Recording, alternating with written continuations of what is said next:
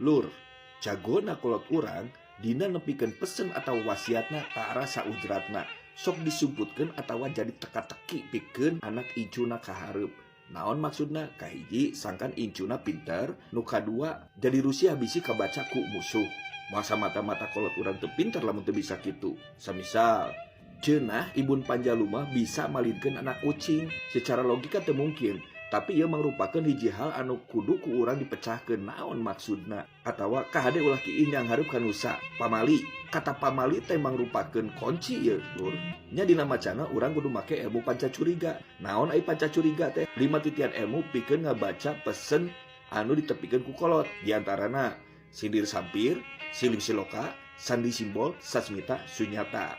Lamun make ilmu pancacuriga maksud kolot nyaram sangkan ulah kiih yang hareup ka nusa teh ternyata eusina dina ngajaga opat acining. Geuning nyatana teu sasederhana nu ku urang dipikirkeun, Lur, nyangkut kana kahirupan manusa 1000 tahun kahareup.